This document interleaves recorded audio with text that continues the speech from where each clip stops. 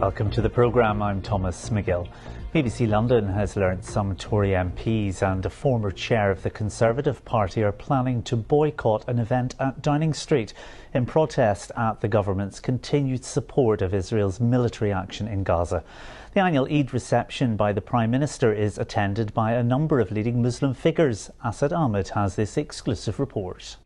I want to send my very best wishes to Muslims at home and around the world celebrating Eid. Aware of the importance of successful Muslims in business and politics, Prime Ministers have courted key figures at the annual Eid reception at Downing Street for years. Eid Mubarak to Muslims across the UK. But as Downing Street prepares for tomorrow's Eid reception, they're wondering who will be turning up in light of the Israel-Gaza conflict. We've learned there are leading figures from Muslim charities and businesses who say they won't be attending the event. But more surprisingly, maybe, is the small number of Tory MPs and peers who say they won't be attending either. BBC London has learned that one of those peers is the former chair of the Conservative Party itself, Baroness Sayeeda Warsi, who has resigned from cabinet during a previous conflict in Gaza. Well, she says she's refused the invitation because of the government's stance on the conflict in the Middle East. A London businessman who raises millions for charities both here and abroad, irrespective of faith, and who's been invited to the Downing Street reception before, says this year is different.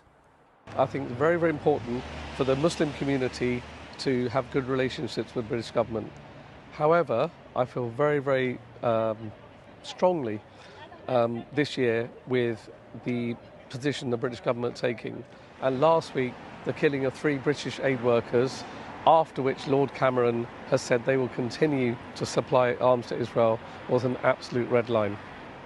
Unlike this Eid Ramadan reception by the US President last year, this year's event was cancelled earlier this month due to a boycott by American Muslims over Israel. Israel says its military actions are justified because of the Hamas attacks on October 7th, which Israeli officials say killed about 1,200 people.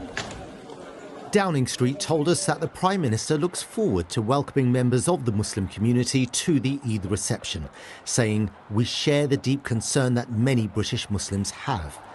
Nevertheless, there'll be many eyes waiting to see who from the Muslim community will be celebrating Eid with Prime Minister Rishi Sunak.